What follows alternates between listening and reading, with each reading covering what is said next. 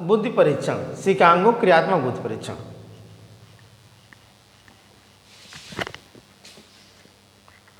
दूसरा आपका है इसमें शिकागो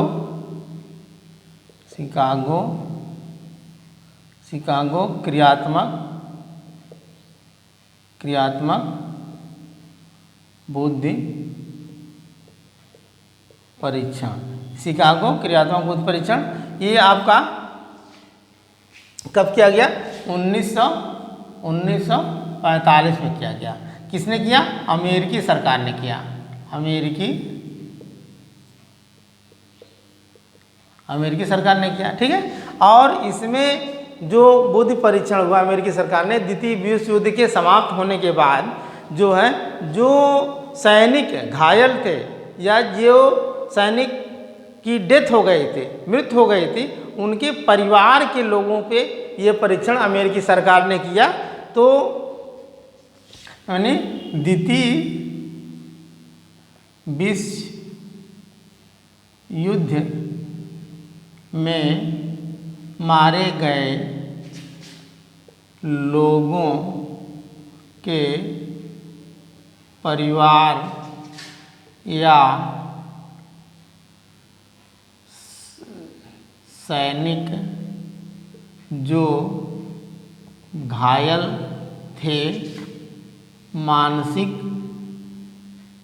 या शारीरिक रूप से क्षत विक्षत थे, यानी विक्षिप्त थे। तो यानी द्वितीय विश्व युद्ध में मारे गए लोगों के परिवार या सैनिक जो घायल थे या मानसिक या शारीरिक रूप से विक्षिप्त थे, तो इन पे इन्होंने जो है प्रयोग किया। और यह परीक्षण जो है 7 वर्ष से लेकर के, उम्र सीमा कितनी थी? यानी 7 वर्ष से लेकर के वयस्क तक, यानी वयस्क 7 वर्ष से लेकर वयस्क तक।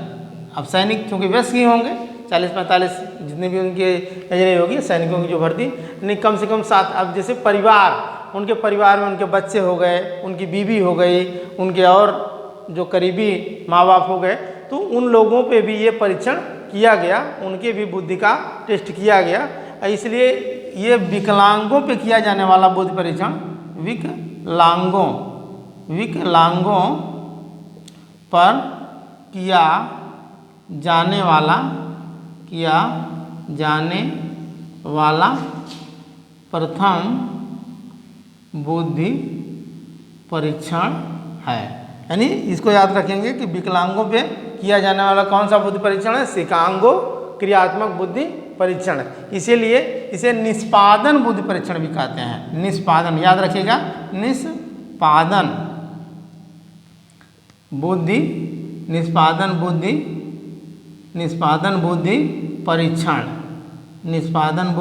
परीक्षण भी कहते हैं। क्यों? क्योंकि ये विकलांगों पे किया गया था और बच्चों पे किया गया था। तो इस तरीके से बुद्धि परीक्षण के प्रकार या बुद्धि परीक्षण या बुद्धि मापन के प्रकार आपके लिए जो है, इसमें से जितने भी क्वेश्चन बनेंगे मैंने पूरा प्रयास किया आप लोगों को बताने का। और इसमें थोड़ी सी जो लिखावट फास्ट लिखने में, तो उसे आप मैं बोल रहा हूँ तो उसे सुन करके भी आप उसको याद कर लेंगे, या जो नोट वगैरह बनाना है। अब जो एग्ज़ाम की डेट वगैरह टेट और सीटेट की क्लियर हो गई है, तो इसलिए आप लोग तैयारी जम के करें। तो इस तरीके से अब देखें, बुद्धि शब्द का जो बुद्धि है गाल्टन ने दिया। बुद्धि के बारे में जो सिद्धांत थे, एक तत्व का सिद्धांत आपके विनय ने दिया, दो तत्व का सिद्धांत आपके स्पीयरमैन ने दिया, त्रितत्व का सिद्धांत स्पीयरमैन ने दिया, आपका बहुतत्व का सिद्धांत थॉर्नडाइक ने दिया, समूह तत्व का सिद्धांत थ्रस्टन ने दिया। फिर उसके बाद आपका पदानुक्रमिक का सिद्धांत फिलिप बर्नर ने दिया। फिर अभी एक आता है बहुबुद्धि का सिद्धांत गार्डनर ने दिया। फिर आपका आता है जो सबसे इम्पॉर्टेंट है, जो आपका बुद्धि संरचना का सिद्धांत या त्रिआयामी सिद्धांत या त्रितत्व जो है, एक तरीके से त्रिआयामी या त्रितंत्रीय सिद्धांत गिलिफोर्ड जी ने दिया था, जिसमें काफ़ी जो है वो सिद्धांत काफ़ी जो है मान्य हुआ। फिर उसके बाद कुछ सिद्धांत ऐसे भी हैं जो आपके जैसे